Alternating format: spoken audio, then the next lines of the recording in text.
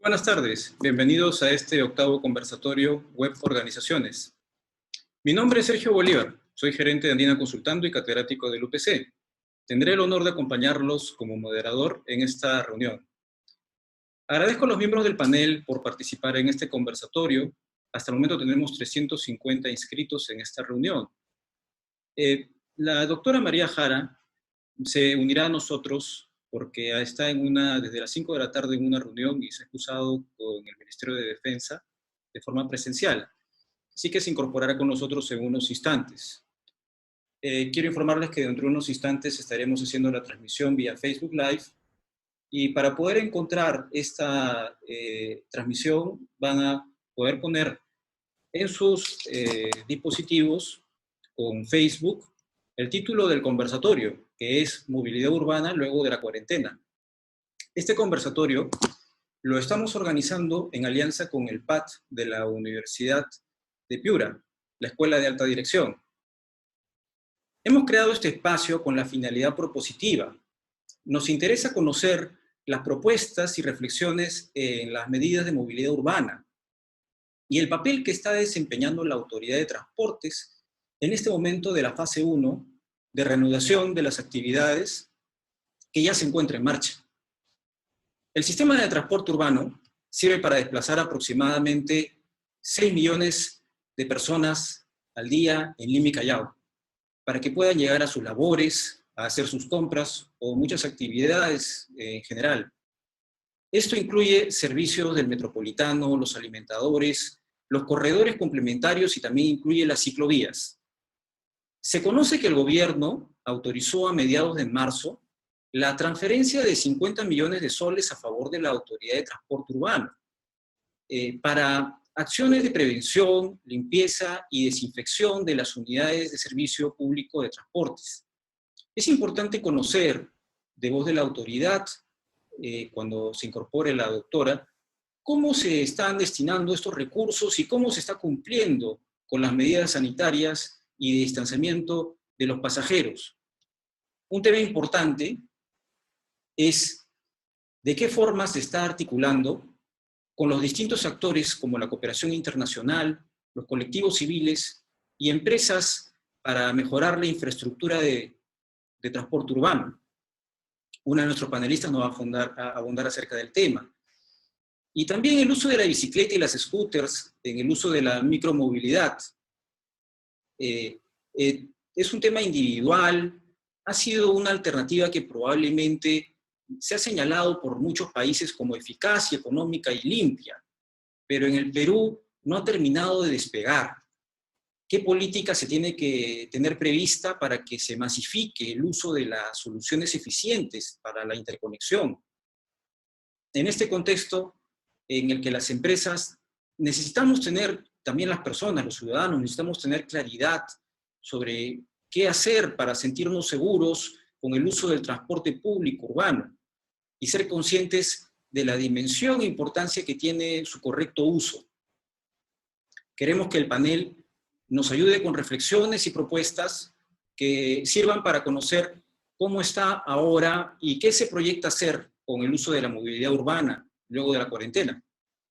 Desde el papel que está jugando la Autoridad de Transporte Urbano, la infraestructura de la movilidad urbana y lo empresarial respecto a la micromovilidad eficiente. Asimismo, queremos que estas reflexiones sirvan para que estar mucho mejor informados, pero con aspectos de la realidad, sin distorsiones ni exageración. Es un honor, como siempre, este espacio, tener la oportunidad de moderarlo, que cuenta con este panel muy bueno, que van a ayudar con sus aportes a que veamos propuestas a futuro, ver de qué manera podemos ir retomando las cosas en su real camino y rumbo, para que después del coronavirus volvamos a la normalidad. A continuación, voy a presentarles al panel. Voy a empezar a leerles la hoja de vida de la doctora Jara, que se incorporará, como les he dicho, en unos instantes. La doctora Jara estudió la carrera de Derecho de la Pontificia Universidad Católica del Perú. Además, cuenta con una maestría de Derecho de la Competencia y la propiedad intelectual de la misma casa de estudios. Es exministra de Transportes y Comunicaciones y actualmente es presidenta ejecutiva de la Autoridad de Transporte Urbano para Lima y Callao, la ATO. Se ha desempeñado como gerente de transporte urbano de la Municipalidad de Lima y ha sido superintendente de la SUTRAN, directora general de Transporte Terrestre de la MTC, jefe del área de Servicios Públicos de la Defensoría del Pueblo y también consultora de la Presidencia del Consejo de Ministros. Nuestra panelista segunda es Mariana Alegre. Ella estudió Derecho en la Pontificia Universidad Católica y cuando estudió su maestría de Derechos Humanos, supo que su pasión eran los derechos urbanos. Es máster de Diseño de las Ciudades y Ciencias Sociales de London School of Economics and Political Science, becaria de Chevening. Desde el 2010 es directora ejecutiva de la ONG Lima Cómo Vamos, donde contribuyen mucho a cómo mejorar la calidad urbana, de la vida urbana. Además es fundadora de la estrategia Ocupa tu Calle, que busca recuperar y generar más espacios públicos. En los últimos meses, Mariana está co-construyendo Nodal, que son los nodos urbanos de América Latina, como espacio cooperativo y autogestionado, para contribuir a formar la nueva generación urbana de la región. Mariana, además, es profesora de Gestión y Alta Dirección en la Facultad de Gestión y Alta Dirección de la Pontificia Universidad Católica y también es profesora en la Facultad de Derecho y Ciudad en la Maestría de Arquitectura y Urbanismo. Javier Peón es nuestro tercer panelista. Él es abogado de profesión y en los últimos 25 años se ha desempeñado como alto directivo de empresas en el mundo de la industria de la energía, en los temas de automoción y las tecnologías de la información y las telecomunicaciones. Actualmente es el presidente de la Asociación de Empresas para el Desarrollo del Impulso del Vehículo Eléctrico, AEDIVE, y vicepresidente para una asociación homóloga en América Latina de movilidad sostenible que se llama Álamos. En el campo empresarial, él actualmente es gerente de Cubitec, Latinoamérica, y presidente de esta misma empresa en el Perú. Esta empresa, tanto en Perú como en América Latina, se encargan del diseño y desarrollo de comercialización de vehículos eléctricos. Es delegado en Perú de Fagor Electrónica, es una compañía europea que se especializa en sistemas de gestión de flotas y pago electrónico de transporte urbano. Ha sido ejecutivo de Endesa Internacional, actualmente se llama Enel, tanto en Colombia, Venezuela y en México. Bueno, les voy a explicar un poco la secuencia del conversatorio. Cada panelista tiene aproximadamente unos 10 minutos para abordar el tema. Es decir, primero vamos a empezar con la doctora Mariana Alegre, que nos va a hablar acerca de la infraestructura y movilidad urbana. Luego intervendrá el doctor Javier Peón en lo empresarial y tan pronto se incorpore la doctora María Jara, la incorporamos también al panel.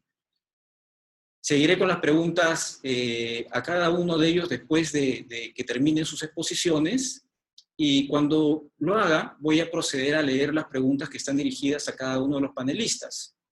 La característica especial que manejamos aquí es que cuando lea las preguntas a los panelistas y termine de responder el panelista que tiene la pregunta, los demás van a estar en micro abierto y van a poder intervenir para poder complementar con lo que consideren oportuno. Y en misma secuencia voy a seguir tanto con el segundo y el tercer panelista. Una vez terminado todo este procedimiento, voy a ver si es que hay alguna pregunta que haya sido tomada como general y voy a dar una chance final para que haya una respuesta por parte del panel si es que hubiesen estas preguntas genéricas. Pueden ir enviando desde ahora en el icono que tienen en la parte baja de Q&A sus preguntas para poder intervenir e interactuar con el panel. Bueno, tiene la palabra nuestra primera panelista que va a tratar los temas vinculados a la infraestructura de movilidad urbana, la doctora Mariana Alegre. La doctora Mariana Alegre va a dar una charla sobre el tema y tiene aproximadamente unos 10 minutos. Por favor, al terminar la participación, doctora, me avisas para poder, o indícame que finalizaste para poder dar continuación al conversatorio. Tiene la palabra, puedes comenzar. Muchas gracias. Muchas gracias, Sergio. Espero que me estén escuchando bien y saludos a todos y todas quienes están ahí conectados. Es un placer estar con ustedes. Y bueno, también un agradecimiento a Andina y a Pat, ¿no?, de la universidad. Quería comentarles esta charla enfocándola en dos momentos. El primer momento va a ser justamente hablarles de la idea de la movilidad sostenible y de qué manera ese es un sistema complejo que hay que atender desde varios rubros. En un segundo momento, plantearles algunos criterios y algunas pautas en el contexto actual del coronavirus y la posterior reapertura de las ciudades y cómo eso para eso. Así que déjenme un segundito organizar esta conversación. Ahora sí regresé, disculpen. Entonces, les decía, por un lado, que los sistemas de la ciudad en general son sistemas complejos. Y uno de los grandes problemas que tenemos con relación a la forma como nos movemos en este momento y al caos que hay en las calles de las distintas ciudades, en particular de Lima, tiene que ver justamente con ese no entendimiento de la complejidad del sistema vinculado a otro gran elemento que tiene que ver con el desarrollo urbano y planificación. Tenemos que entender que el sistema de movilidad, el sistema de transporte, las calles, las pistas, los distintos vehículos en los que nos movemos, tienen tanta vinculación al desarrollo urbano y a la planificación del suelo y al tipo de construcción de ciudad que hacemos, como si fuese una moneda de dos caras. Es absolutamente indivisible. Y lo que ha ocurrido siempre es que esta planificación no se ha dado articulada desde la planificación urbana y el desarrollo urbano, junto con el transporte y el sistema, en este caso, de movilidad. Además, hay una evolución en el tiempo y en buena hora que, por ejemplo, en este espacio estemos conversando de este tema particular, porque la visión con la que se enfocaban los temas vinculados a la movilidad eran usualmente desde una visión pensando de perspectiva más clásica y está vinculada a un proceso de vinculación con particular como el actor más importante dentro de la planificación del transporte y por lo tanto una inversión pública, también privada, destinada a procurar vías y pistas para los vehículos, infraestructura vial que permita moverse en concreto desde una perspectiva de un auto particular, en un modelo más individual. Y este asunto ha evolucionado para entender que el transporte no tiene que ver necesariamente ni solamente con autos particulares, ni solamente con vehículos motorizados. Y ahí es donde entra el modelo de movilidad sostenible, que tiene como eje o como centro el entender el transporte y el transporte masivo como el escenario y como el centro de la política. Y esto está fundado concretamente en que, al igual que en las ciudades peruanas, al igual que en la capital, y al igual que en el resto de ciudades del mundo, mayor cantidad de viajes que se realizan cada día en nuestras ciudades se realizan principalmente en transporte público masivo, transporte colectivo. En el caso de Lima en concreto, los viajes de trabajo o estudio que se realizan que se realizan de manera diaria en auto particular no alcanzan ni al 15% de viajes diarios. Y sin embargo, los viajes para trabajo o estudio que se realizan de manera diaria en transporte colectivo o en algún tipo de transporte colectivo, pudiendo ser los corredores complementarios, el metro de Lima, el metropolitano e incluso los buses tradicionales, alcanzan a más del 60-65% de viajes, del porcentaje de viajes.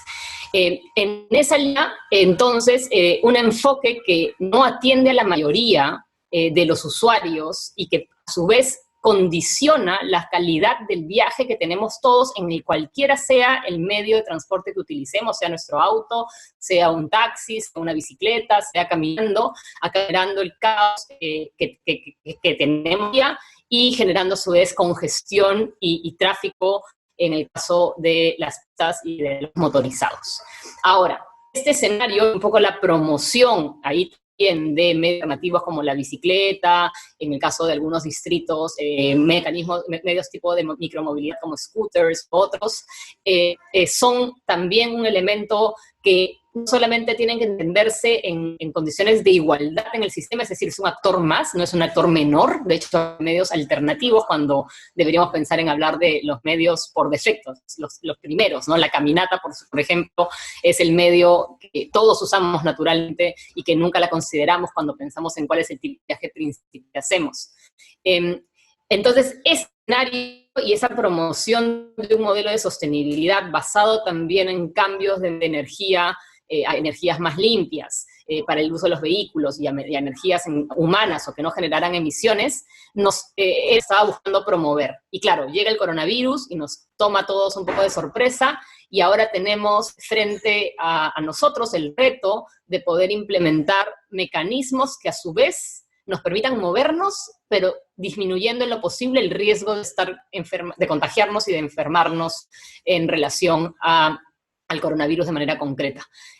Aquí es donde el rol de la bicicleta y el de la caminata como una estrategia, sobre todo para viajes cortos, pero no necesariamente, es que se plantea como una solución que está siendo bienvenida e implementada en muchísimas ciudades del mundo, incluyendo la nuestra. Sí es cierto que los vehículos particulares tienen también la ventaja de evitar el contagio, es decir, uno maneja o se sube a un auto propio y no va a tener contacto con nadie como si lo tienes si te subes a un bus o a un vagón del metro. Sin embargo, ni el tipo ni la cantidad de espacio es suficiente en las pistas para acoger a todos los vehículos que debieran entonces tener los ciudadanos, ni tampoco es posible que los ciudadanos de nuestro país adquieran todos un vehículo por temas vinculados a costo, teniendo en cuenta además que existen bastantes externalidades negativas asociadas también al uso del vehículo, más allá de la ocupación, la siniestralidad vinculada justamente a accidentes y a problemas asociados no solamente al vehículo o a la conducción, sino también al diseño de las vías, que aunque suene paradójico, si bien se diseñan vías principalmente para los autos, esas al mismo tiempo son mal diseñadas, generándole a aquellos que manejan una vez de cabeza al encontrarse pues no solamente en congestiones, sino ante reglas de infraestructura y normativas absurdas contra las. Entonces, que tenemos que entender que el distanciamiento social es una de las pautas claras y pública, y al mismo tiempo procurarla, mantener nuestra. Es que necesitamos el transporte público masivo, que es ser la piedra angular del sistema de transporte, se descongestione, es decir, las unidades tengan menos pasajeros, y para eso es que se implementan medidas de estilo de promoción de mecanismos no motorizados, caminata, bicicleta u otros, para que en aquellos viajes cortos o en fragmentos de viajes, porque los viajes son multimodales, tienen múltiples modos entre el punto de partida y el punto de llegada, puedan reemplazarse y por lo tanto liberar espacio dentro de la unidad de transporte colectivo. Al mismo tiempo, los sistemas de transporte, y sobre todo aquellos que son más organizados, deberán implementar mecanismos para garantizar ese distanciamiento social y para procurar que la capacidad de las unidades sea respetuosa justamente de la salud pública. Y esto implica gestión y de la flota, creación de repente de nuevas rutas dentro del metropolitano o dentro de los corredores que tengan paros y paradas diferenciadas para que la gente opte por entrar a la línea, a la ruta A y a la ruta C o según corresponda, sino también mecanismos adicionales que no dentro del enfoque del transporte mismo, sino están dentro de otro tipo de políticas, como por ejemplo el teletrabajo para el 8% de peruanos que lo pueden hacer, que ciertamente es una pequeña, pero también para implementar mecanismos de ingresos escalonados a puestos de trabajo, e incluso para mucho más adelante, no ahora, replantear la forma en la que vive el suelo, que ha estado en un modelo de zonificación exclusiva y excluyente, para provocar modelos más mixtos, que las personas trabajen cerca donde viven, ¿no? Eso es algo ya más en el largo plazo.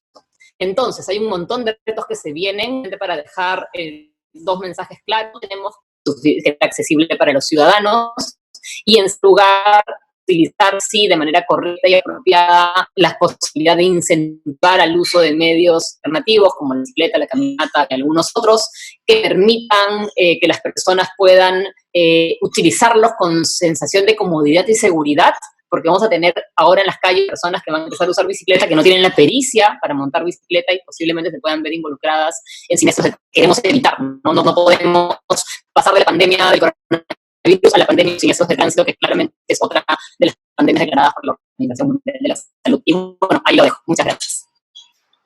Gracias, Mariana.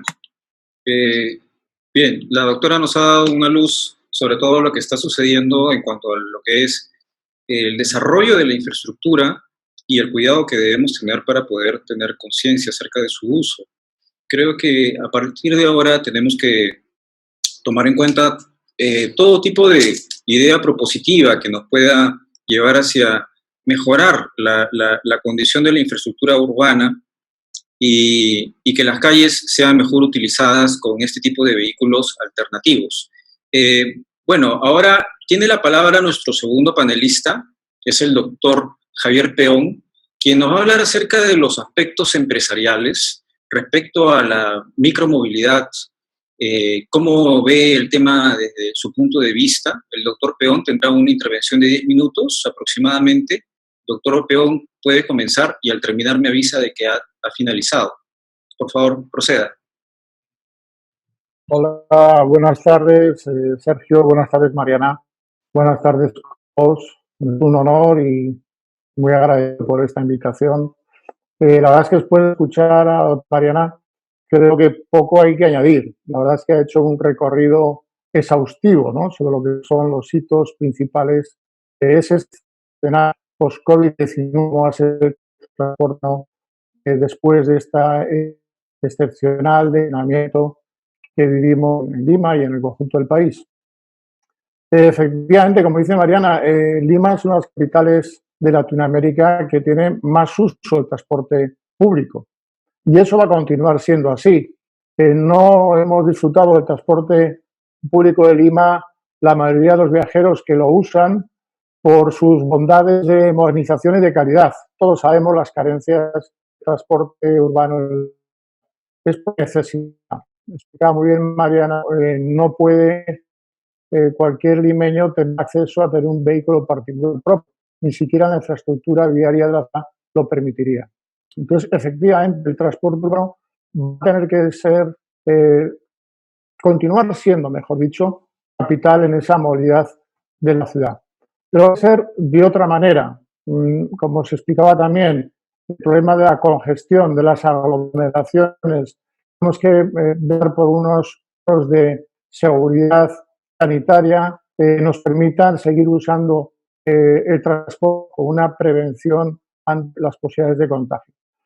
Esto va a obligar a que los tengan menos pasajeros y por lo tanto esto va a obligar a tener más flota. Entonces, primera reflexión, si vamos a tener que invertir en más flota para poder atender esas nuevas necesidades del transporte urbano, tenemos que pensar cuál es la flota más eficiente en esta nueva era del transporte post-COVID-19. Me referiré después a esta cuestión de la eficiencia. Se ha comentado los sistemas tecnológicos de gestión de flota. Tenemos que tener transporte más moderno y mejor organizado en la ciudad y ahí juega un papel capital los sistemas de gestión de flota. Y de pagos con tarjeta, pagos electrónicos. Se habla también de la conveniencia de no utilizar el cash, el dinero en efectivo en las transacciones y eso también tendrá que hacerse cada vez más en los modos de transporte que conocemos en la ciudad.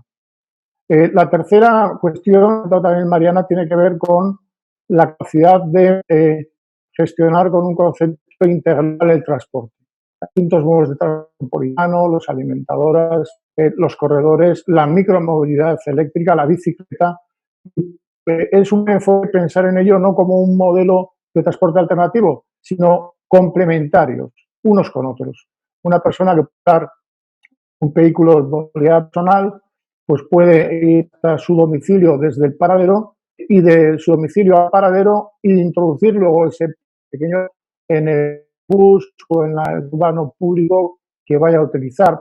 Va a haber espacio para ello y en que ahora esas medidas, las aglomeraciones nos van a permitir tener un poquito más de espacio de ese tipo de vehículos que pueden acompañarnos. En relación con eso, ahí sí que resaltar que, decía Mariana, el riesgo de accidentes. Bueno, efectivamente, una sociedad vivimos rodeados de que pueden causar accidentes. La micromovilidad hace unos meses dio un repunte, un despliegue muy importante en esta ciudad, en Olivos, en Miraflores, en San.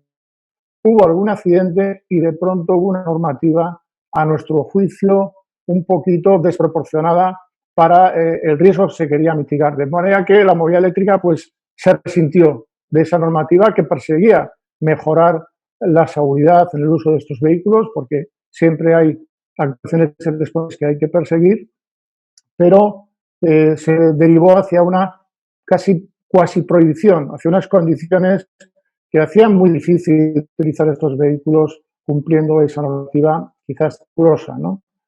Bueno, quizás haya que ir hacia esquemas en donde se establezcan no tanto prohibiciones, lo mismo se habla de la conversión de vehículos eléctricos, de la posibilidad de vender vehículos usados eléctricos, no tanto prohibiciones porque haya de quien haga mal uso de esas utilidades, sino autorizaciones bien reguladas y que incumpla esas autorizaciones, esas reglas, lo pague. Porque en toda actividad económica, también en el uso de vehículos de combustión, hay accidentes y no por eso prohibimos la actividad. Lo decía también antes Mariana. Tenemos que vincular la movilidad sostenible, en el caso de la movilidad, no solo al hecho que sea eléctrica, sino que la energía eléctrica que está suministrando combustible a ese vehículo sea limpia. Y ahí Perú tiene una gran ventaja, porque el mix energético de generación se nutre fundamentalmente de gas y de una parte importante también de energías renovables, donde tiene muchísimos recursos solares, eólicos y, desde luego, hidroeléctricos. Y eso, como país, nos deja para que todo lo que sea intensificar los modos de movilidad en eléctrica va a hacer que sea una movilidad más sostenible, más limpia, que mejore la calidad del aire en nuestras ciudades, no solo en contra del cambio climático, sino también la disminución de los óxidos nitrosos para la salud humana. Las barreras. ¿Cuáles son las barreras para introducir una oportunidad que nos puede generar la necesidad de renovación de flotas? ¿Cuáles son las barreras? Se habla que la movilidad eléctrica es cara. Bueno, hay numerosos estudios, algunos concretos para corredores de transporte en Lima, en donde se determina que esto es un mito y que no se corresponde a la realidad. El vehículo eléctrico hoy en día, que recorre muchos kilómetros al año, como puede ser el caso del bus de transporte urbano, es rentable ya hoy respecto a otras alternativas, como por ejemplo el bus diésel. Insisto que hay estudios que acreditan el Banco Interamericano de Desarrollo un corredor de Lima. ¿Por qué son más eficientes cuando su costo de adquisición inicial? Pues porque ese CAPEX, esa inversión en el capital de adquisición del equipo es mayor al principio, después es compensado con el ahorro durante la vida útil del vehículo, el ahorro en mantenimiento y en consumo, que es muy inferior al de un vehículo diésel. Un vehículo eléctrico tiene menos piezas, tiene menos mantenimiento, el consumo es bastante más económica que la de combustión y, por lo tanto, a lo largo de una vida útil de 10, 12, 14 años de un vehículo, un bus, pues obtiene rendimientos superiores a la alternativa de un bus diésel. Por tanto, hablamos de eficiencia económica también, no solo de eficiencia ambiental. Y no es, por tanto, una barrera el costo, pero sí existen barreras. Por ejemplo, vehículos particulares, una de las barreras no es tanto el costo si analizamos la vida útil completa, sino la existencia de infraestructuras de recarga. No todo el mundo tiene la posibilidad de tener en su domicilio, en su departamento, un parque a dejar su vehículo en la noche. Hace unos meses el Ministerio de Energía puso en marcha un borrador de decreto de impulso de las infraestructuras de recarga eléctrica y del propio vehículo eléctrico. Nosotros, la Asociación Gremial, llegamos a presentar 25 propuestas de mejora bueno, se anunciaba su publicación inmediata y todavía no se ha producido. Esperamos que esa normativa llegue, si hay una barrera que se podría superar si ese decreto supremo da a luz lo antes posible. Otras las barreras que podemos tener en el país, echar ese nuevo escenario empresarial del transporte post-COVID-19, la falta de oferta de productos, de vehículos. ¿Por qué falta de oferta? En primer lugar, porque los fabricantes clásicos están considerando su prioridad mercados más duros, mercados europeos, el mercado americano, y también mercados ibericanos, latinoamericanos, en los países donde la regulación lo está favoreciendo. Hablamos de Lyon como Chile, Colombia, México, la propia Costa Rica. En ese sentido, los países vamos a competir por la inversión y vamos a competir por la atención de esos productores, de esos fabricantes. Y en Perú quizás vamos un poquito tarde. Del empresariado que vemos en el mundo de la movilidad eléctrica, somos casi 70 empresas. Estamos muy activos, estamos organizados. Quizás somos unas organizaciones empresariales de Iberoamérica más potentes. Y sin embargo, esa regulación y ese incentivo llame la atención de los inversores internacionales y de las marcas internacionales. Tenemos una ventaja también en Perú, y es que aquí sí estamos ya en condiciones de poder cofabricar con fabricantes extranjeros que están colaborando, por ejemplo, el caso ASA, que conozco muy personalmente porque nuestra empresa está en ese proyecto, para poder fabricar, rozar, ensamblar los buses en el país, es decir, de producción nacional. Una última reflexión que tiene que ver con las posibilidades de gestionar de manera incentando a público. Si somos capaces de hacer a los transportistas, a los operadores de transporte, a las empresas privadas que igual, como decía Mariana, pueden empezar a considerar transporte privado, los choferes ventajas, pero no va a tener cada uno de sus empleados un titular. Transporte corporativo, transporte urbano moderno, gestión de flota, necesarias de flota para inducir movilidad post-COVID-19. Javier.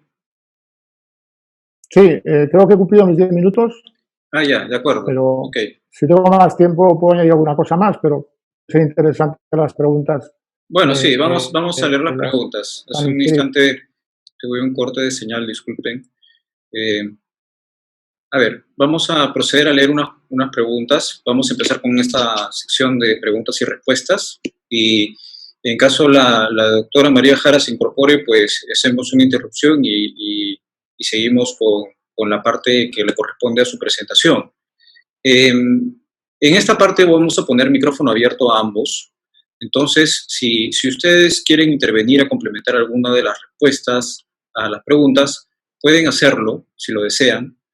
Y a continuación voy a leer, me han venido muchas preguntas hacia la doctora Mariana Alegre. Sí, se está incorporando la doctora María Jara. Démosle un instante, que está conectándose. Y mientras que eso sucede, mientras que se conecta, voy a plantear una pregunta a Mariana, a la doctora Mariana Alegre. ¿Cómo se debería impulsar el desarrollo de las ciclovías? ¿No deberían ser más amplias?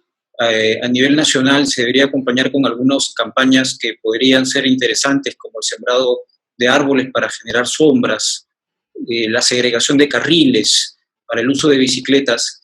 Buenísimo. Ok, entonces, a ver, contesto un par de cosas vinculadas a las ciclovías. Una pregunta más que tiene que ver con informalidad, para luego ya que le puedas dar pase a María, que se estaba conectando.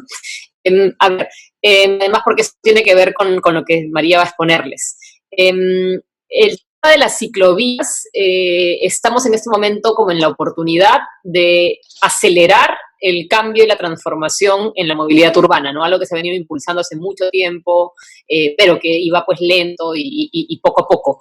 Ahora, a partir de la nueva demanda de viajes no motorizados o de viajes en bicicleta y otros medios, es que se tiene que atender con mayor infraestructura ciclista que implican, por un lado, ciclovías y por otro lado, medidas que hagan que nuestras ciudades sean cicloinclusivas, es decir, que incluyan a la bicicleta dentro de su estructura, ¿no? Entonces habrán avenidas, habrán calles que requerirán ciclas segregadas y con seguridad, y habrán otras calles pequeñas, más residenciales, donde no haya necesidad de poner una ciclovía y donde se podrá compartir la calle vehículo motorizado. En ese escenario, y María les va a contar la estrategia que tiene, que justo nos ha presentado hace un par de horas en la Mesa Bici, que es un espacio que tenemos con organizaciones que están impulsando el tema de la bicicleta, los espacios públicos y la caminata nacional. Es importante que el diseño de las infraestructuras existentes que se van a implementar se articulen de manera que puedan servir a los usuarios para que lleguen a su destino, ¿no? O sea, uno tiene un origen, la casa, el lugar de trabajo u otro, y hay un destino. Y por lo tanto, la malla de ciclovías de la mano con estas otras infraestructuras ciclistas tienen que provocar y hacer que nosotros podamos llegar tanto seguros y cómodos, pero también ¿no? Es decir, que no tengan conflicto con los vehículos. Y ahí hay un montón de mecanismos que se tienen que implementar, entre ellos, aunque yo sé que no es nada popular, la disminución de la velocidad del auto particular en aquellas vías donde ahora además van a entrar ciclistas sin experiencia, son personas que a partir del coronavirus se están volviendo a la bicicleta. Y puesto que la pregunta que me hacía Sergio, vinculada justamente al tipo del diseño, tenemos que pedir ciclovías anchas, veredas anchas, que estén apropiadamente diseñadas no solo en la parte de seguridad, sino también en la parte del confort y la comodidad. Entonces, para zonas con mucho sol, por supuesto, con sombra, con arbolado, con luminosidad cuando corresponda para las noches, etc. Y eso implica también un espacio y que el espacio existente actualmente, que está conformado principalmente en una sección bien destinada al vehículo motorizado, sea auto particular o bus, va a distribuir para dar a la bicicleta y a otros medios, y también para darle importantísimo, en algunos casos, carriles exclusivos, o debiera darle carriles exclusivos a las unidades de transporte público, para justamente atender la necesidad de demanda y a la necesidad de mover las unidades más rápido, porque ahora pues las unidades van a llevar menos gente. Eso no significa que el auto particular no va a tener un espacio, va a tener un espacio sí, y que seguramente va a poder garantizársele incluso mayor fluidez que la que tiene en el momento actual, a partir inclusive de, alguien me preguntaba, ahí veía en el chat que alguien preguntaba si se va a atarle, digamos, el auto, no me acuerdo cómo lo estaban fraseando, en realidad lo que corresponde es abrir la ciudad y devolverle más bien el espacio a los usuarios del transporte público y de la bicicleta. Entonces, ese es como el tema vinculado a la bicicleta, seguro María va a hablar un poco más, y me hicieron por ahí unas preguntas que tienen que ver con la informalidad. Creo que también eso es súper importante y María podrá comentar al respecto. Yo creo que estamos en el momento más oportuno aún ahora para poder promover la reforma completa del transporte, para poder justamente garantizar un cambio del modelo de negocio que tienen actualmente las líneas de buses tradicionales y que podrán de pronto, a partir de las reglas que coloque el gobierno, seguir involucradas en la gestión un poco como a modo de los corredores. Y por supuesto esto implica pensar formas de financiamiento, que hay varias, pero que incluyen por supuesto inversión pública, ¿no? Entonces ahí hay que mirar cómo funciona, porque el surgimiento de los taxis colectivos, por ejemplo, que era otra de las preguntas que había por ahí, es un fenómeno que, si se dan cuenta, es muy de mercado, necesidad insatisfecha de moverse de un grupo de personas concretas, aquellas que no pueden tener un auto y no pueden pagar un taxi todos los días, pero tienen más dinero que simplemente que para destinar a moverse que pagar un bus, y no tienen un mecanismo. Entonces optan por un modelo que es un paratránsito, que es el del colectivo, para solucionar su necesidad de moverse. Y ese es justamente lo que justamente que no está organizado, y por lo tanto la inversión y el orden del sistema debiera ir también en torno a ofrecernos a nosotros ciudadanos en las alternativas que usemos condiciones apropiadas para movernos bien, aunque eso signifique que se van a incentivar algunos medios, como el transporte, la caminata, los colectivos, versus otros que no es posible particular. Obviamente, tenemos que tener mecanismos para que poco a poco esta oferta ilegal, más que informal, acabe desapareciendo. Entonces, Sergio, te vuelvo a dar la palabra para que puedas presentarla a María. Ya, muchas gracias, Mariana. Has aprovechado en contestar varias preguntas que estaban por ahí sueltas y te agradezco mucho. Bueno, vamos a continuar retomando la presentación de panel. Bienvenida, doctora María Jara. Está con nosotros, Muchas gracias, nos acompaña. Sergio. Muy amable por la invitación. Muchas gracias. Ya hicimos una presentación, bueno, hace unos instantes. Ahora correspondería que haga su presentación. Estábamos esperándola para que inicie su presentación. Tiene 10 minutos y cuando termine me comunica. Voy a poner en silencio a los demás para poder escucharla. Gracias. Muchas gracias, Sergio. Buenas noches a todos y todas. Agradezco profundamente la oportunidad de poder compartir esta estrategia que estamos impulsando desde la Autoridad de Transporte Urbano para Lima y Callao a fin de dar una respuesta de movilidad integral a un problema que es fundamentalmente en este momento de salud pública. La estrategia CITIS, que es la estrategia de implementar un sistema de transporte individual sostenible, es y viene para descargar la gran tensión que va a haber en el transporte público urbano, teniendo en cuenta que en el escenario COVID, en el que se comienzan a reactivar algunas, vale la redundancia, actividades productivas en Lima y Callao y en el resto es la oferta de transporte público formal, dadas las restricciones que imponen la distancia en la ocupación de los vehículos, al no ir personas paradas, sino únicamente sentadas y respetando el metro de distancia, pues imponen la necesidad de sacar los viajes cortos de 30 minutos, de 7 kilómetros, para poderlos realizar en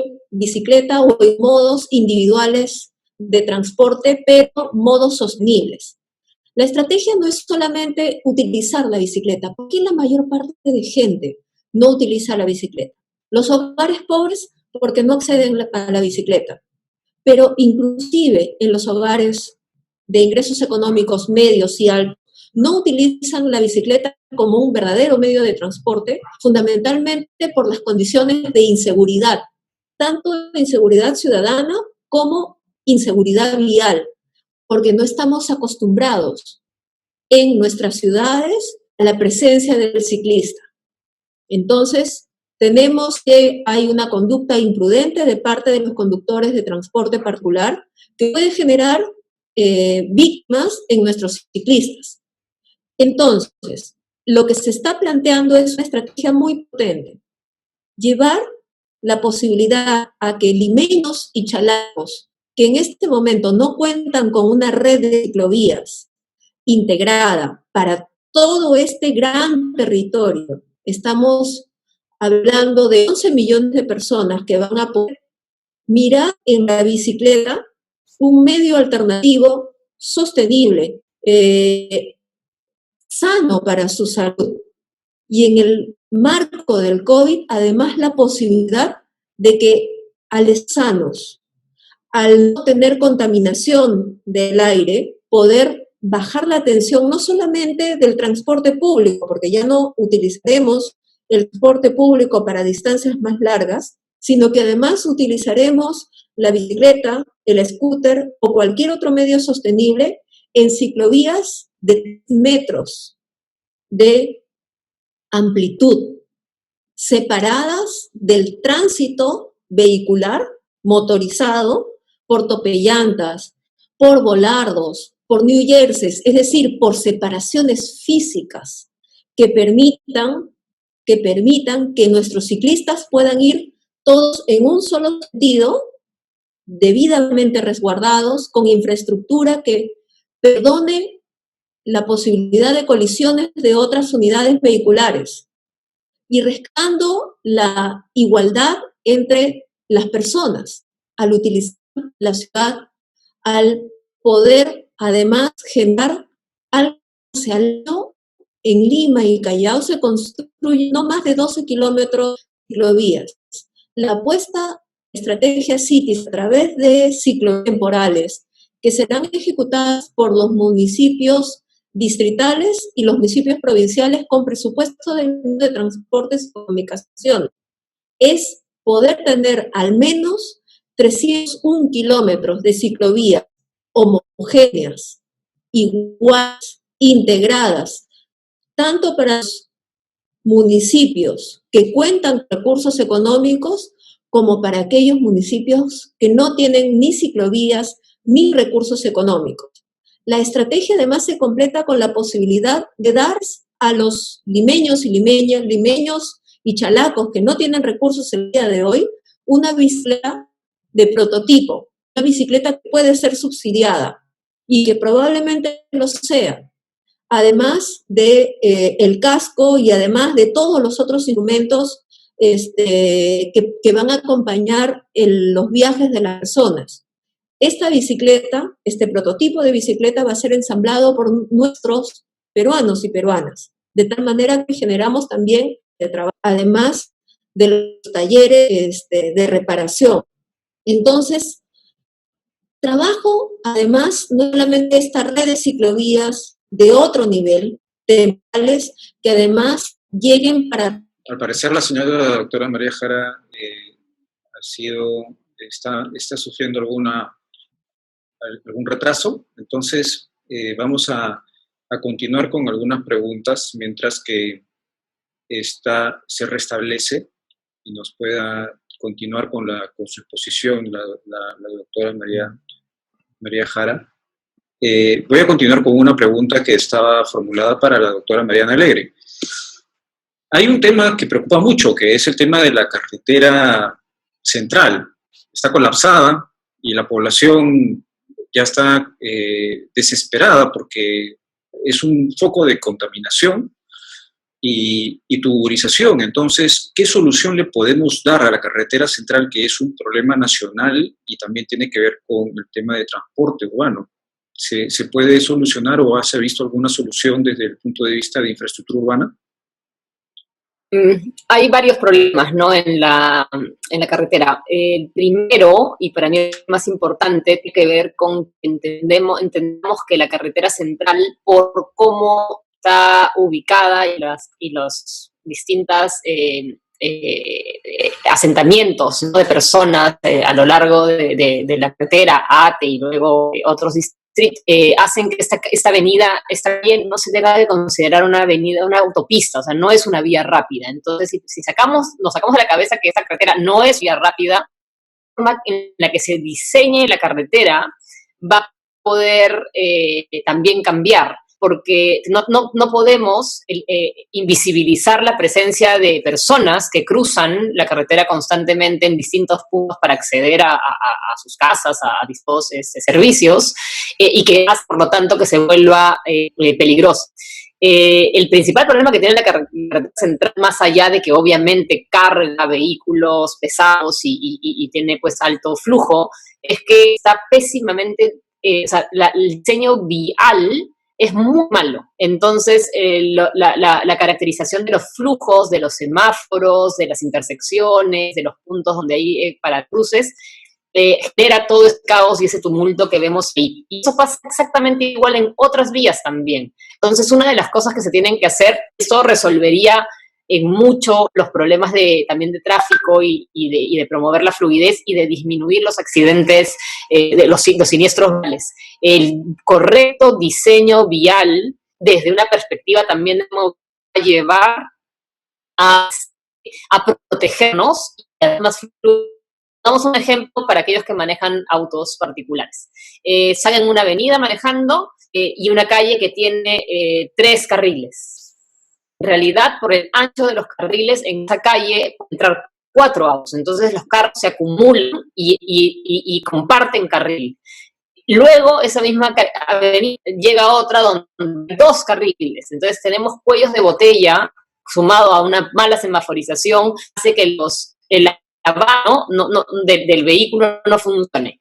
Yo estoy segura si a los conductores de vehículos se puede ofrecer fluidez para llegar a su destino a tiempo, estarían muy contentos. Y eso no es lo mismo que dar velocidad a cambio de llegar más rápido a su destino. O sea, lo que es que la gente llegue a tiempo a su destino con fluidez. Eso es mayor para todos, obviamente mayor, con mucha mayor cuidado con aquellos que son todavía más vulnerables a los siniestros de tránsito, en bicicleta, ellos que están caminando. En el caso de los niños, por ahí sobre niños, el mortal para un niño es ser atropellado por una camioneta. ¿Por qué? Porque el camioneta es a la altura de la cabeza de un niño. Golpe con la camioneta, así no vaya a tanta velocidad, es claramente fatal para un niño y también para un adulto que lo golpea, en este caso de la camioneta, a la altura del cuerpo, del medio cuerpo, y hace que uno salga volando y caiga de cabeza, mientras que si eventualmente tienes una colisión con un auto sedán, el golpe, en el caso del adulto, va a ser a las piernas. Si te puede una pierna, no necesariamente te da más. Entonces, desde la perspectiva de seguridad vial, además de tener vías seguras, diseñadas y correctas, también en la seguridad del vehículo. Una de las cosas que temo que ocurra ahora en el contexto del coronavirus es que se empiecen a ofrecer bajo la promesa del no contagio vehículos baratos. Para que un vehículo sea barato, naturalmente tiene menos seguridad y menos calidad. Es un error, por ejemplo, vendan los vehículos, los airbags y con las bolsas de protección de aire como opcionales, como pagar un lujo, el no morir cuando estemos manejando un vehículo, porque la versión estándar de ese vehículo a la venta no incluye estos elementos de seguridad que son básicos. Además, por supuesto, la conducción y, por supuesto, como el ecosistema de la vía está bien distribuido. Pero ya volvió María, así que te vuelvo a dar la palabra. Bueno, muchas gracias. Mi conexión, María, no estuvo muy buena, así es que parece que he ingresado ahora a través de mi celular y agradezco la celular. Estaba recapitulando rápidamente, exponiendo la estrategia CITES de ciclovías temporales, homogéneas, integradas para todo el territorio de Lima y Callao, más de la bicicleta como un actor importante y presente que llega para solucionar un grave problema de salud pública que estamos enfrentando los peruanos y peruanas en este momento. Les he dado que la bicicleta va a ser puesta a disposición de los hogares que en este momento no tienen recursos, y de 301 kilómetros de ciclovías temporales, no por temporales, digamos, son de alguna manera fruto de la improvisación. Todo lo contrario, estamos en el equipo de AGU recogiendo información de diversos planes, pero sobre todo reuniéndonos con cada alcalde distrital y cada alcalde provincial. A la fecha tenemos 23 alcaldes, 20 de la municipalidad de la provincia de Lima y 3 alcaldes del municipio provincial de la provincia constitucional del Callao, incluyendo al alcalde del municipio provincial del Callao, que se suma a esta iniciativa que viene para quedarse. Viene porque es una respuesta de salud pública que se aplicada en distintas ciudades del país. Cuando fui ministra de Transportes y Comunicación, constituí un equipo pro movilidad que básicamente buscaba brindar asesoramiento técnico a las ciudades que implementaran sistemas integrados de transporte, así como lo estamos en Lima y Callao. Pues bien, ahora este brazo técnico del Ministerio de Transportes y Comunicaciones puede y está brindando ya asesorías a ciudades como Moyobamba, como Cusco y además como Trujillo, para implementar esta importante iniciativa de ciclovías seguras, de ciclovías que son los propios municipios provinciales. Y yo destaco este aspecto porque son los alcaldes distritales los que están más cerca de sus vecinos y por lo tanto conocen cuáles son las necesidades de viaje de los vecinos y vecinas. Esta es, además, entre todas las que he nombrado, una excelente experiencia en términos de gestión pública porque permite articular. ¿Por qué interviene la ATU en una iniciativa de esta naturaleza? Porque la ATU tiene, además del mandato de implementar un sistema integrado de transporte motorizado en Lima y Callao, algo que es muy importante, la planificación. La ATU aprueba el plan de movilidad urbana de Lima y de Callao, que incluye lo motorizado y lo no motorizado, porque se trata de una red integrada, y el concepto de integración aquí es clave. La potencialidad de tener estas ciclovías y además a la bicicleta nos abre la posibilidad, además, de poder generar otro tipo de actividades, la distribución logística. La distribución logística es posible hacerla también en medios sostenibles y por lo tanto esto es muy importante. Rescato la última pregunta, el tiempo de implementación. Es absolutamente desafiante la estrategia Cities, porque si bien es cierto, antes se construía no más de 12 kilómetros de ciclovías, nosotros estamos yendo por la apuesta de construir 501 kilómetros de ciclovías en menos de 100 días, incluyendo el monitoreo. Reitero, con presupuesto del Ministerio de Transportes y Comunicaciones y con la técnica de Autoridad de Transporte Urbano para poder asegurarnos de que la ejecución de la obra sea lo que estamos necesitando. Infraestructura segura para los ciclistas, con adecuado monitoreo para saber si estamos yendo por la vía que sirve a necesidades de las personas. O si por el contrario tenemos ajustes en las centrales o tenemos que hacer ajustes, intersecciones, para que no hayan conflictos con los vehículos y, sobre todo, resguardar a peatones y a ciclistas. Por un importante trabajo coordinado con los municipios distritales y con los municipios provinciales. Finalmente, son ellos que tendrán que hacer adecuaciones en el equipo, en la infraestructura evidente, como por ejemplo sus necesidades de manera inmediata sin hacer viajes tan largos y además con accesibilidad. Es una enorme oportunidad de poder hacer eso, redefinir, poder retearnos, si cabe el término, como ciudadanos, como personas y armonizar su desarrollo y verdaderamente modernos. Lima y Callao, gran urbe, 11 millones de personas. Y este ejemplo lo podemos y lo vamos a hacer a nivel nacional. Muy bien, doctora. Miren, vamos a continuar con la ronda de preguntas y respuestas y vamos a iniciar con las preguntas dirigidas a usted. Sabiendo que el tema del transporte urbano y este programa nuevo de Cities, que da derecho a muchas personas a poder utilizar este transporte personal, se conoce cuál es el impacto o cómo se puede comunicar para que esta movilidad urbana reduzca el nivel de contagios del coronavirus, dado que hay un tema ahí también de derecho humano, de derecho de la persona, un derecho fundamental, de trabajar con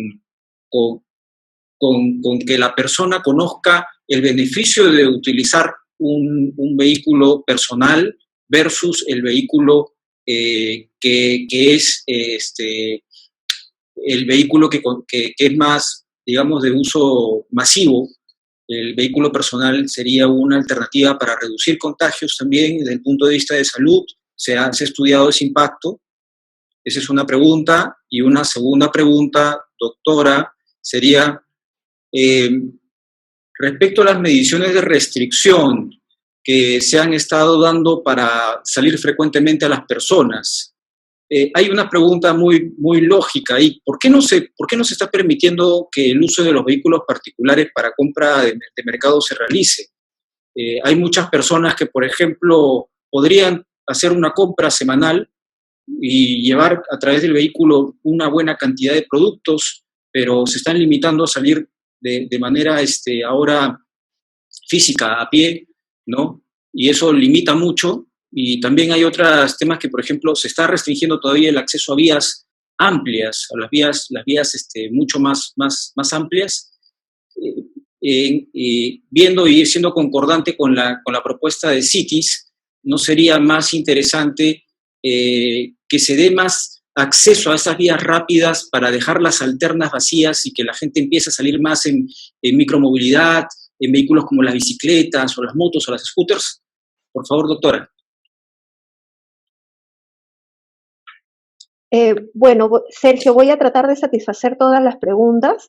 A ver, en términos, si usted me pregunta puntualmente si tenemos una cifra de saber cuánto coste-beneficio, digamos, de migrar a esta estrategia, los números 100 se están planteando, pero esta es una inversión que en realidad no se necesita ser un súper técnico para darse cuenta que estamos hablando de aproximadamente del 30% de los viajes actualmente se realizan, es corto, se realizan en transporte público.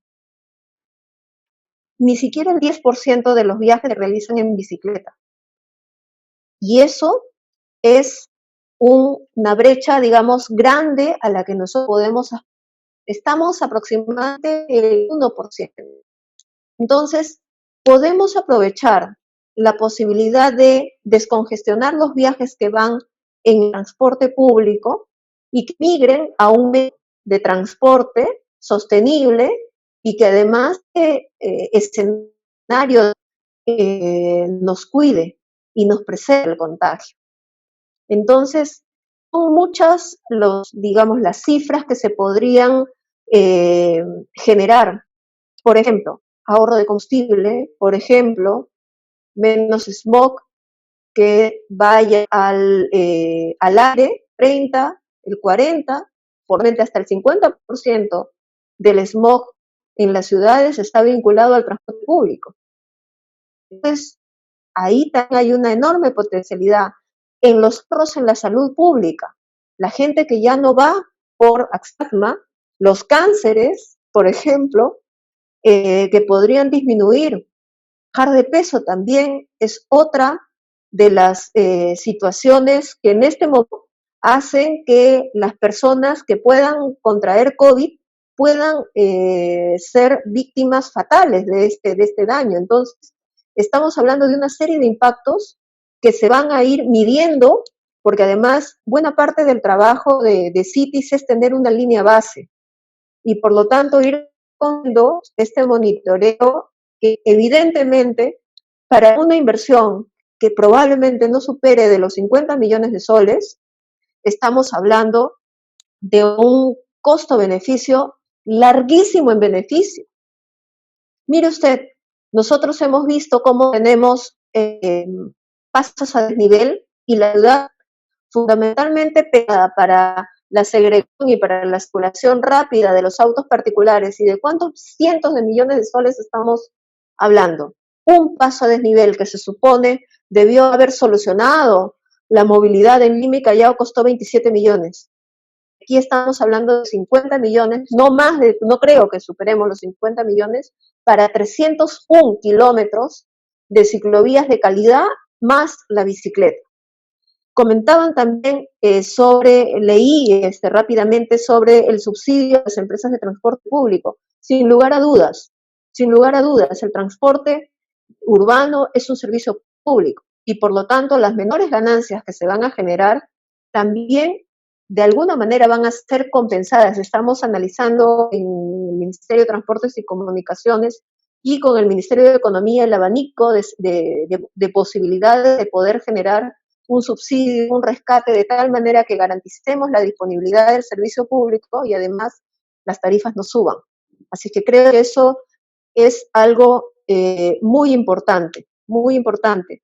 Las medidas en este momento, digamos, de promover la bicicleta, por supuesto que están, que se van a seguir dando, pero hay que tener en cuenta que en este momento, si no se toman todas las otras alternativas, baja velocidad de las intersecciones, o por ejemplo, el tener una red de ciclovías que cuide al ciclista, pueden ser una situación muy complicada de vulnerabilidad a los ciclistas. Y la gente de pronto no se va a animar a utilizar la ciclovía por temor. Pero si nosotros vamos en una ciclovía bien delimitada, bien separada, bien señalizada, con infraestructura que nos resguarde de los vehículos particulares, hay una enorme chance de que estemos del 1% de viajes motorizados ahora en bicicleta, perdón, a tener 4, 5, 6, 7 veces. Eso realmente nos pone como Lima y Callao al nivel de otras ciudades que nos llevan delantera en esta conquista del espacio urbano. De acuerdo. Sí. Sergio, Sí, si me sí, por permites, favor, Javier. complementar, doctora María Jara, encantado de saludarla de nuevo. Encantada, encantada. Comentaba hace un momentito el tema de la micromovilidad. La verdad es que tengo que felicitarla porque he escuchado que efectivamente esas ciclovías van a incorporar también los vehículos de movilidad personal, ¿no? Los vehículos eléctricos sostenibles también, que son un complemento imprescindible y que además ayudan a la peatonalización de las ciudades, no van contra ella, ¿no? Comentaba antes de la charla que hace unos meses en Lima conocimos una explosión de utilización de vehículos de movilidad personal. Hubo un accidente y vino una normativa donde expulsó al usuario de este tipo de vehículos a la calzada, que todos conocemos en Lima, pues es prácticamente imposible obligar a un pequeño scooter a circular rodeado de camiones, ¿no? Y con ese problema de inseguridad. Entonces, comentaba anteriormente que lo importante que es ser propositivos en una regulación que permita, pero al mismo tiempo también sea muy exigente con aquel que incumpla esa normativa. Es decir, en este caso, interpreto que esas ciclovías de 3 metros van a incorporar también al usuario del vehículo de movilidad personal y, por lo tanto, esa obligación de circular por la calzada será en situaciones muy específicas, también velando por la seguridad de ese ciclista, de ese usuario de ese pequeño vehículo, de la moto, del scooter, y por lo tanto estaremos en una mentalidad distinta, de regular de manera propositiva para que este tipo de vehículos sean una ayuda a la peatonalización de las ciudades, a un complemento del transporte urbano. Segunda reflexión, hablaba de las subvenciones. Efectivamente, en este momento el transporte público va a necesitar ayudas públicas. Nosotros del mundo de la empresa, decía antes que nos adaptamos a esta situación, incluso podemos verla como una oportunidad en el tema de la movilidad eléctrica. Hemos venido desde el gremio insistiendo en el último año de que la movilidad eléctrica no es cara, sino que la adquisición del vehículo exige una inversión algo mayor, pero a lo largo de la vida útil de ese vehículo, si hace recorridos con muchos kilómetros al año, como es obviamente el caso del transporte urbano, lo que se ahorra en combustible, lo que se ahorra en mantenimiento, pues arroja un saldo positivo a favor del vehículo eléctrico frente al de diésel, por ejemplo. Hay estudios incluso, que seguro que usted, doctora, conoce, del Banco Interamericano de Desarrollo, específicamente de corredores de Lima, que demuestran que esto es así. Entonces, la pregunta o la reflexión que dejo sobre esa es, no solo es un problema de costo-eficiencia en las infraestructuras, también es una cuestión de costo-eficiencia en la normativa, en la regulación. Si queremos favorecer el uso de vehículos de movilidad personal, debemos establecer requisitos que hagan liviano ese uso, no establecer unas cargas de utilización de sistemas, de cascos, de matrícula, etcétera, que hacen inviable por su costo. Un pequeño scooter hoy en día lo tenemos por 1.500, 1.700 soles, pero si hay que comprar un casco, si hay que comprar una placa, ya lo hace inviable, ¿no? Hay que regular también, con ese sentido, propositivo. Y en el tema de las subvenciones, exactamente igual. Si somos capaces de regular para dar certidumbre a los operadores de transporte, para que un operador que se decida por comprar vehículos eléctricos, que le va a exigir un retorno de la inversión en 10 o 11 años para que efectivamente sea eficiente en competencia con el diésel, por ejemplo, ahí la autoridad sí creemos que juega un papel fundamental de establecer esos marcos regulatorios de certidumbre que permita que esas subvenciones, en su caso, que seguramente tendrán que llegar, empleen en modos de movilidad eléctrica que sean eficientes desde el punto de vista ambiental y desde el punto de vista económico. Y con la necesidad de renovar, porque al haber ocupación de los usos de transporte urbano, tendremos que tener más flota, pues es una magnífica ocasión para que en esa renovación pueda jugar un rol importante la movilidad sostenible y la movilidad eléctrica. Sí, en efecto. Le agradezco muchísimo la reflexión y la precisión porque evidentemente el papel que juega la regulación para cualquier actividad económica o cualquier aspecto de la vida tiene un coste y tiene un impacto en el desarrollo de las personas y en el desarrollo de las empresas, su crecimiento o su afectación. Eso, quienes somos burócratas, tenemos que tenerlo muy claro. Y una de las cosas, además, es siempre tener, digamos, presente que las decisiones tienen que ser con una parte de una evaluación técnica previa antes de tomar las decisiones. Y creo que eso es fundamental, creo que eso es importante. Bien lo ha dicho, no se trata de generar, digamos, desincentivos a través de sobreregulación para el ingreso de nuevas tecnologías. En el caso de la movilidad eléctrica, sin duda alguna, hay una agenda pendiente que se tiene que abordar desde el Ministerio de Transportes y Comunicaciones. Sin ir muy lejos, la homologación vehicular es una agenda que está pendiente. Pero, por ejemplo, si nosotros miramos que también está próxima a aprobarse el reglamento de la bicicleta, no cabe duda que, por ejemplo, regular la obligatoriedad de tener un casco es una excelente señal, lo cual no quiere decir que necesariamente coloquemos una multa desde el día 1, porque estamos hablando de un cambio, de una progresividad. Eso creo que también es algo que el burócrata tiene que tener presente al momento de socializar y al momento de recoger los pareceres y los puntos de vista de todos los ciudadanos, de las empresas, de la academia, y sobre esa base establecer o generar una decisión de la cual tiene que hacer siempre este movimiento circular de revisar el impacto para poder hacer los ajustes que sean necesarios. Yendo al primer punto de micromovilidad, en efecto, yo no alcancé a explicar que no solamente la bicicleta, es el scooter, son las bicicletas asistidas, porque recordemos, no todas las personas tienen 25 o 30 años para utilizar necesariamente la bicicleta.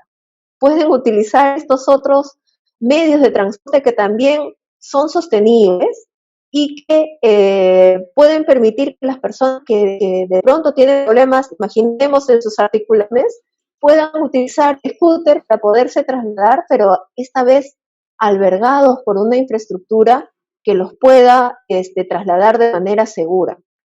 En Lima, en Perú, nosotros hemos establecido ya en el Estado peruano que trabajemos a distancia, fundamentalmente, y que hayan horarios escalonados. Es el siguiente paso que estamos promoviendo para, reitero, bajar la tensión en el transporte público. Bien.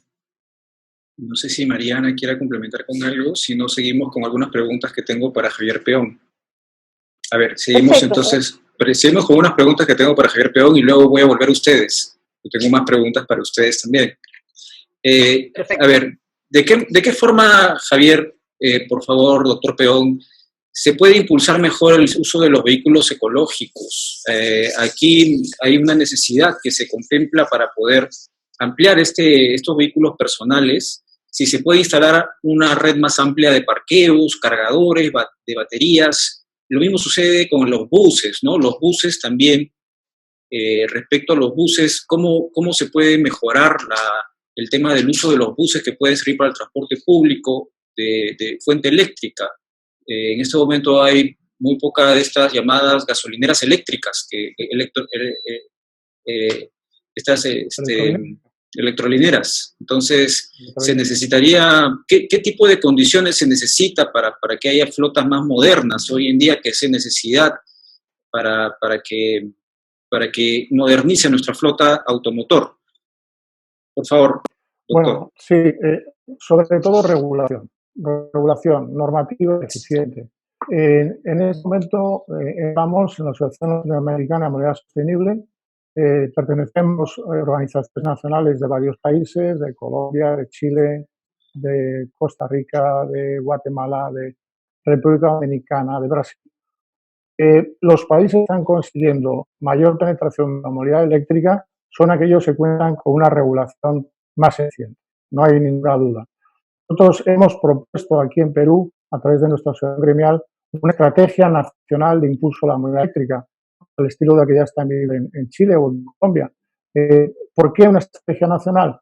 Porque para poder atraer la inversión exterior, para poder atraer la atención de fabricantes de que llegue oferta de vehículos eléctricos, hacen falta incentivos no necesariamente económicos, que siempre ayudan, pero sí de que se pueda comprobar que es una voluntad política en el país de apostar por la movilidad eléctrica, por la movilidad sostenible.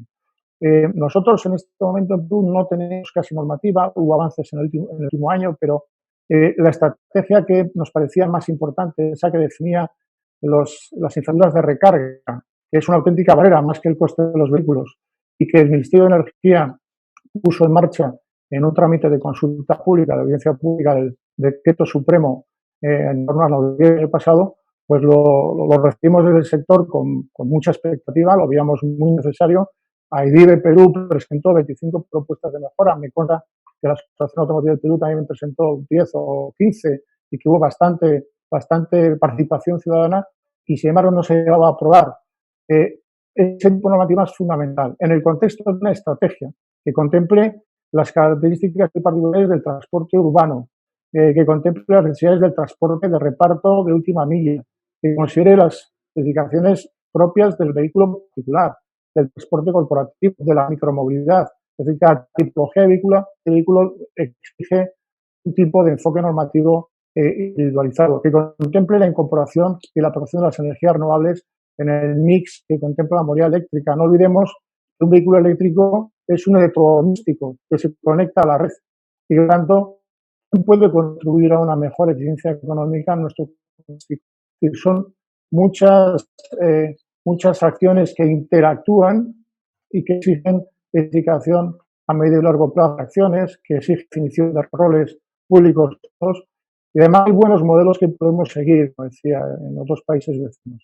En segundo lugar, la ayuda económica. La ayuda económica no es un tema menor, pero también en Perú tenemos ventajas.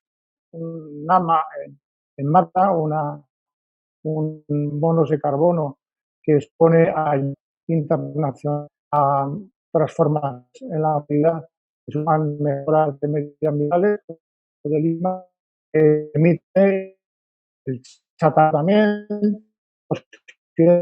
de incentivo flota que considera útil completa de los vehículos, sí que daría mucho a que los empresarios consideren eficiente económicamente la transformación hacia la movilidad eléctrica.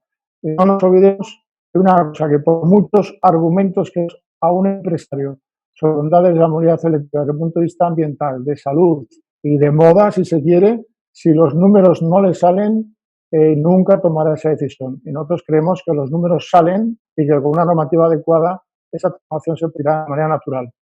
Muy bien. Tengo unas preguntas para la doctora Mariana Alegre. A ver, tengo unas preguntas para la doctora Mariana Alegre. Por un lado, el tema de la bicicleta y el scooter. Desde un momento el tema cultural, necesitamos cambiar el tema cultural para que se utilice más este tipo de transporte. Hay una brecha que ya nos habló la doctora María Jara, que si es que esto tuviese un cambio y con una serie de beneficios que están tácitamente muy buenos como para poder implementar, ¿de qué manera se puede hacer un programa que pueda incluir a más personas para que utilicen este medio o incentivar el uso formal de la bicicleta o el scooter dentro de dentro del transporte urbano? ¿Qué medidas puede sugerir al respecto? Y segundo, hay un tema que está vinculado a los nuevos protocolos que se están manejando para el tema de distancias en cuanto a los pasajeros que están en un bus. Ahora se ha dicho de que solamente 24 pasajeros pueden entrar en un bus. ¿Esto está realmente solucionando el problema para ordenar paraderos o es una etapa que se debe dar sumado a otros tipos de propuestas adicionales para evitar congestión, para evitar que estas combis, donde normalmente es donde hay más contagio de la enfermedad, cómo se podría proponer para que esto funcione mejor y se puede dejar de terminar de exponer tanto al cobrador, al pasajero y al chofer y todas las personas que entran dentro de este circuito? A ver, Mariana, por favor, si nos puedes contestar. Sí, Sergio, muchas gracias. Sí, claro que sí. Muchas gracias. Una primera cosa que hay que señalar es que el COVID nos plantea un escenario de 1 año o 2 años en los cuales el distanciamiento social sea uno de los elementos que nos va a acompañar. Nuestra vida ha cambiado, nuestra vida va a cambiar y por lo tanto las nuevas reglas de convivencia también tienen que cambiar y esto también incluye el transporte público. Lo que se ha establecido es un protocolo sanitario en materia de transporte público. Ahí no se establece cuántas personas van a ocupar. Se establecen las reglas para que las personas vayan sentadas y con 1 metro de distanciamiento entre ellas. Se establecen también cuestiones tan importantes como la obligación de los empresarios, de los operadores de transporte, de tomarle la temperatura al conductor antes de iniciar el servicio. Si este conductor tiene algún síntoma del COVID o de una gripe o tiene elevada temperatura, esta persona no debe brindar servicio. Pero no solamente eso, tiene que monitorear su salud e incluir este dato en un registro. Tiene que tener un caño, un lavadero donde la persona se lave las manos. Cosas que en este momento no necesariamente tienen que limpiar la unidad vehicular cada vuelta al terminar su ronda. Esas cosas no estaban previstas, ahora las vamos a tener que implementar. Y he visto entre las varias preguntas sobre el tema de las ayudas, de los apoyos, de los subsidios. Sí, lo vuelvo a reiterar. El Estado peruano, al reconocer en el transporte de pasajeros un servicio público, empezar la disponibilidad y de la mano de subsidios, de la mano de apoyos económicos. Se están evaluando los escenarios. A una crisis tan grave que distintos actores económicos, distintas industrias, distintos mercados están sufriendo los embates de estas nuevas reglas de juego. Hay pues una pugna, una diversidad de temas que están siendo trabajados, que están siendo abordados a través del Ministerio de Economía y Finanzas, pero ya se están evaluando si se va alguna ayuda sobre los costes del combustible, sobre, ejemplo, intermediar a el sector financiero para que de alguna manera se congelen algunos intereses en los préstamos que han asumido buena parte de los empresarios de transporte que han adquirido y han renovado flota vehicular. Hay una serie de mecanismos trabajando y yo lo quiero mencionar. Tú viene, reduce y se reúne periódicamente con los gremios de transportistas. No vemos otra manera de cómo buena regulación, que no conocemos la problemática de la propia industria, del propio mercado, y para eso hay que reunirse y hay que conversar.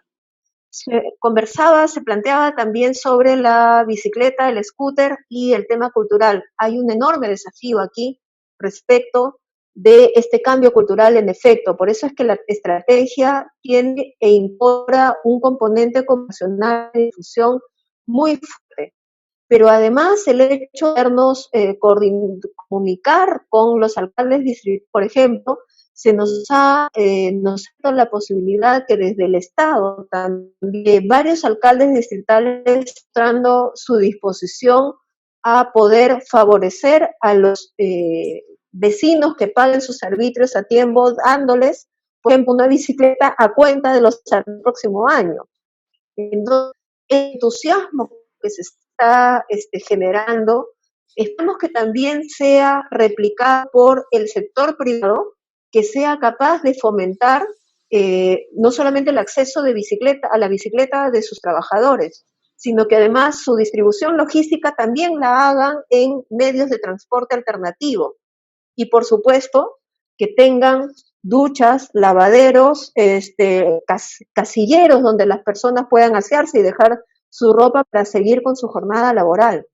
Entonces, en realidad estamos hablando de una serie de mecanismos y de incentivos que van acompañando lo que solamente a veces se cree que es una obra de infraestructura, pero no es solamente eso, es un cambio cultural y un cambio en la movilidad realmente importante y potente. De acuerdo, doctora. Si quieren agregar algo más, algunos miembros del panel. Bueno. Sí, Sergio, yo quiero hacer un comentario pequeño. Creo que nos hemos mal acostumbrado o hemos entendido, nos hemos acostumbrado justamente a que que es normal ir apretados en el bus. Y esa normalidad anterior, digamos, es algo que también era aceptable antes. O sea, no estaba bien que vayamos apretados en el bus. Ni siquiera si es que hacemos la fórmula económica por la cual generas el punto de equilibrio entre los costos y el pasaje y los otros ingresos que puede tener la operación del sistema de transporte. Ya partimos de algo en la que ya estábamos mal, que era esta idea de que ir apretados es parte de lo aceptable. Y creo que eso ya antes era inaceptable. Ahora, con mayor razón, y con razones de salud pública, eso es aún más inaceptable. Y estamos tomando medidas a partir de las razones y de las necesidades de salud pública. Esos los comentarios, preguntas en torno a incentivos, a temas vinculados a cómo va a operar el sistema sin que eso se traslade al costo del pasaje, que es fundamental que no suba. Y bueno, sí, va a tocar invertir más. O sea, va a tocar invertir más. La forma de financiarlo tendrá que ser algunas fórmulas mixtas. Hay mecanismos variados, habrá que tener subsidios, habrá que encontrar fórmulas que además ahora, para esta transformación, el Estado, la ATU, el Ministerio de Transportes, etcétera, podrá aprovechar para poner las condiciones de calidad más allá del tema de salud pública para tener el transporte público que nuestras ciudades en el país necesitan. Entonces, la oportunidad actual para resolver problemas de salud pública nos va a llevar a poder tener entonces sistemas apropiados que impliquen una transformación de la caracterización y de las condiciones y de la fórmula incluso del sistema de pago, del modelo de negocio, entre comillas, que tiene en este caso los sistemas de transporte, las rutas, las líneas. Y tendrá también que incorporarse modernizaciones en torno a pagos con vías magnéticas, ¿no? Con pagos digitales, tendrá que implementarse temas también de predictibilidad, sistemas de rastreo y GPS para que los usuarios tengamos acceso a la información, ya no solo de en qué momento llega el bus, que era lo que pedíamos antes, sino si el bus está con asientos disponibles para poder entonces tomar la decisión de cómo moverme. Si cambio a otro mecanismo, de pronto puedo tomar una ciclovía de sistemas de préstamo asociados a las estaciones de metro, metropolitano, o paraderos, o encontrar incluso mecanismos complementarios. Entonces creo que ahí es donde está la oportunidad para justamente una transformación en la que ya aquello que antes parecía imposible, como pensar en un modelo ciclista para todas las ciudades del país, o que el presidente incluyera en su discurso las menciones a la bicicleta, a escenarios donde ahora toca replantear todo y tenemos que aprovechar. Muy bien. Gracias. ¿Me permite, Sergio? Sí, por favor, Javier. Al hilo de lo que decía Mariana, efectivamente, la organización tecnológica, la gestión de flota, y hablamos de eficiencia económica. Cuando se va a invertir dinero público en estos sistemas de transporte integrado, es más exigible que sean modelos eficientes, ¿no? Y ahí esas tecnologías a las que se refería Mariana juegan un papel capital. Sistemas de gestión de flota que regulen la frecuencia en el paso de los buses, que consiguen pagos electrónicos, y que además sean también sistemas que permitan operar integralmente en la ciudad, con un monitoreo integral. No podemos tener un sistema para cada empresa, ¿no? Hay una regulación también que facilite esa interoperabilidad, ese sistema integral de monitoreo, gestión de flota y supervisión también es fundamental para esa eficiencia económica de la que hablamos, ¿no? De acuerdo, Javier. Voy a hacer una pregunta general al panel. Que este momento que estamos viviendo en este instante resulta propicio, o qué reflexiones le daría el tema de la reforma de transporte. Ahora que la ciudad está más tranquila, dicen, a ver, aprovechemos en hacer algunas cuantas cosas que tienen para mejorarse.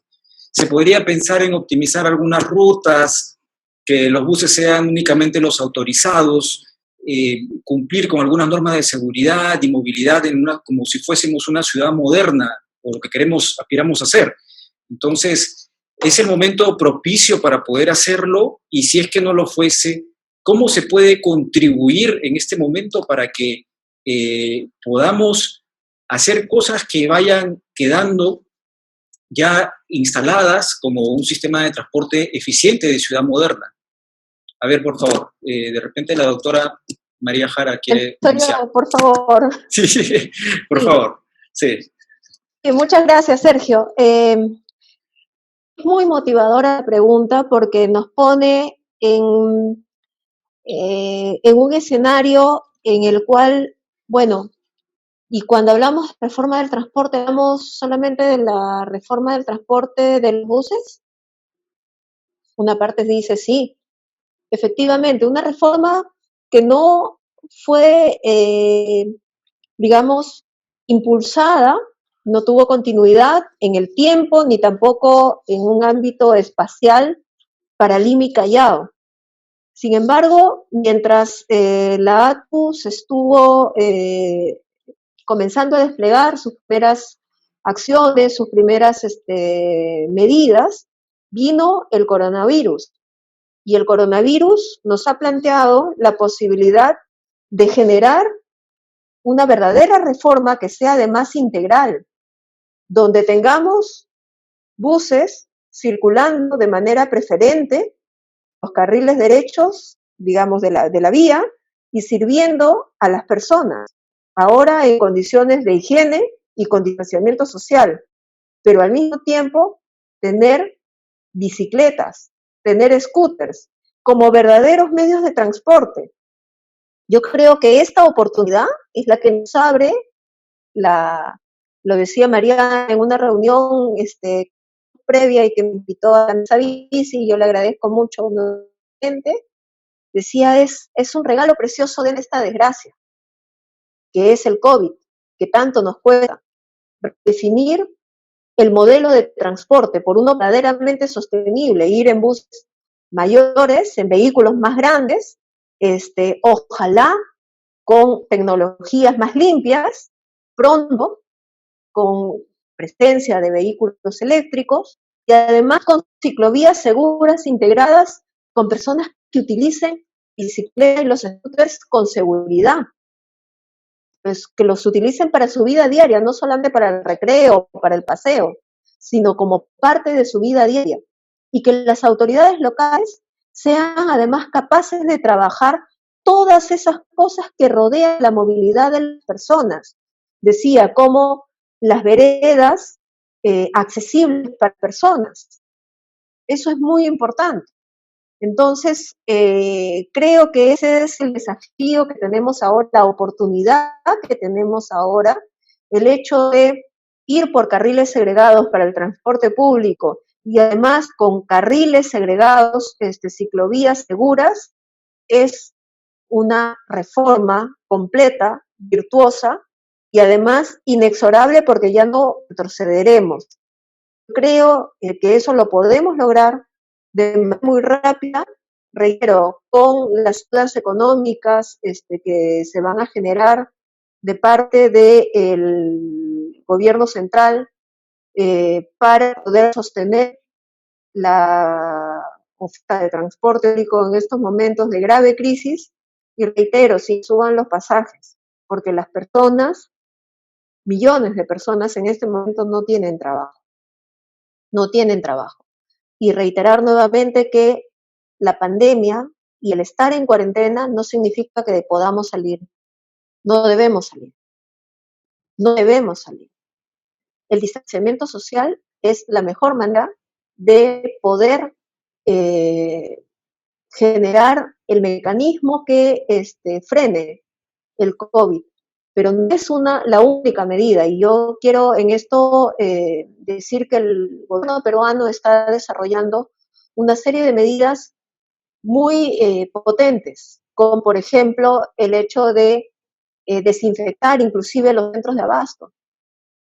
Vengo de una reunión en el Ministerio de Defensa en la que se plantea, bueno, ahora quizás los mercados de abasto tan importantes por razón del coronavirus, de pronto no deban estar dentro de la ciudad, sino un poco más alejados. Entonces ya nos vamos planteando un escenario distinto después de esta grave crisis de salud pública que tanto daño nos está haciendo, pero que nos puede ayudar a reinventarnos, a ser resilientes y a generar un espacio público mucho mejor. Sergio, ahí para complementar quizás de manera más estructurada y pueden mirarlo con más detalle en la columna que publiqué este domingo en Perú 21, he utilizado una estrategia que se usaba ya desde antes en el sistema de transporte para lograr reducir las emisiones, que es un modelo llamado ASI, que es de las siglas A de avoid, o sea, evitar, luego viene cambiar y luego viene mejorar. En inglés es avoid, shift and improve. Entonces, como bien decía María, y lo traigo a colación por la última mención que hizo, el mejor viaje, el viaje más sostenible es el viaje que no se hace. En este caso, el viaje menos expuesto es el que no se hace. Entonces, aquellas medidas permitan que haya viajes que no realicemos, sea porque un porcentaje de la población, el 8%, puede teletrabajar, o sea porque estamos evitando y cambiando nuestros patrones de comportamiento, es entonces un viaje menos, y por lo tanto una ocupación de cualquier medio de transporte que estemos usando menos. En el caso de los viajes que no se pueden evitar, se puede reducir, con lo cual también, ¿no? En lugar de ir 5 o 6 días a la oficina o al lugar de trabajo, de pronto se consolida en 2 o 3 y de esta forma también haces menos viajes, o con el mercado, etcétera, ¿no? Luego pasamos al escenario en el que no se puede evitar, o sea, hay viajes que no se van a poder evitar. Cuando estos viajes no se pueden evitar, lo que corresponde es cambiar entonces el medio de transporte. Ese cambio de medio de transporte, en este caso, ya no es solamente para cambiar un medio menos contaminante, que también nos interesa que se promueva desde el punto de vista ambiental, pero el modelo ahí implica también incorporar ahora la variable del riesgo de contagio, ¿no? Entonces busquemos cambiar a un medio de transporte nos exponga menos al contagio. Pasamos de aquellas personas que utilizaban un bus, pues habrá algunos tramos, o en algunos casos el viaje completo, que lo puedan hacer en la bicicleta. Y en ese sentido, cambias el modo de transporte.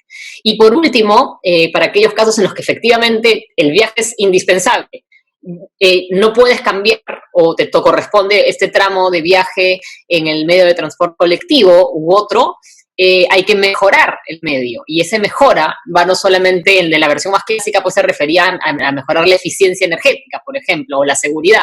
En este caso tenemos que pensar en cómo mejorar, como ha mencionado María, con protocolos, la seguridad del viaje en términos de salud, ¿no? Entonces, si el viaje tenemos que hacerlo igual en bus, en combi, o en metropolitano, o en metro, tendremos entonces que tener y procurarse desde el sistema y desde nosotros mismos las medidas de cuidado para evitar contagios. Entonces, una manera para poder pensar en eso es, creo que importante. Y quisiera aprovechar y agregar que estamos hablando del quédate en tu casa al quédate en tu barrio. Eso implica modelos donde busquemos y podemos procurar que los barrios puedan, en la mejor de las medidas, volverse sostenibles y lograr que muchos de los servicios, incluso los que ahorita son considerados no esenciales, puedan ingresar a los barrios para evitar que la gente salga de ellos. Obviamente, los viajes al trabajo y un montón de viajes absolutamente necesarios y no van a poder ser, estas necesidades no van a poder ser atendidas desde lo barrial, pero creo que es importante que pensemos también en esa paulatina reapertura de las ciudades y que nuestros espacios de salida o nuestros entornos pueden incrementando poco a poco en funciones de la seguridad. Gracias. Muchas gracias, Mariana. Javier, ¿quieres unas palabras finales, por favor? Sí. Nosotros tenemos, desde el punto de vista de la empresa, que igual que la movilidad eléctrica aparecía en los últimos años como un fenómeno disruptivo y consideraba proceso de necesario cambio a medio plazo, el COVID-19 es un fenómeno disruptivo. Las transformaciones se tienen que acelerar. Podemos demostrar que la movilidad eléctrica hoy es eficiente económicamente, es rentable. Y por lo tanto, si se hace el análisis de manera adecuada, esa necesidad de cambio y de transformación se puede hacer perfectamente incorporando sistemas de movilidad eléctrica para, como decía también la doctora Mariana, aquellas que tengan que viajar necesariamente en transporte público, que habrá muchos niños, muchos peruanos que tendrán que seguir haciéndolo. Nosotros como sector lo que estamos dispuestos es a apostar, a colaborar y a financiar ese cambio, a cofinanciar ese cambio. Y necesitamos normativa que ofrezca esa certidumbre regulatoria para la recuperación de la inversión, para que los operadores de transporte puedan apostar a plazos largos de esa recuperación de la inversión. Y la micromovilidad, se habla de bicicleta, creo que ha quedado bien entendido que hablamos de vehículos de movilidad personal, de micromovilidad, finalmente es una alternativa que es complementaria de un conjunto de un sistema de transporte integrado y por lo tanto todo lo que he tenido la ocasión de escuchar hoy aquí de la autoridad me parece una magnífica noticia y desde luego que pueden contar con el sector de la movilidad eléctrica para contribuir a que sea un rápido, temprano y maravilloso éxito en esta situación dramática que nos ha tocado vivir. Gracias, Javier. Bueno, hemos tenido muchas más preguntas y además muy interesantes todas, pero lamentablemente no alcanza el tiempo. Quiero decirles a los panelistas que estamos muy agradecidos por su participación. El material de este conversatorio va a ser publicado pronto en nuestras redes, tanto del PAT como de Andina Consultando. Y quiero finalizar comunicándoles de que este viernes 15 vamos a tener a las 6 de la tarde un panel especial, donde va a intervenir el doctor Julio Velarde y el periodista Jaime Artaus. Y vamos a tener como moderador al señor Ludwig Meyer, que es el presidente de Andina. El título del conversatorio será Reactivación del Perú después de la cuarentena. Hasta una próxima oportunidad, me despido, cuídense y manténganse a salvo en sus casas. Muy buenas noches. Hasta luego.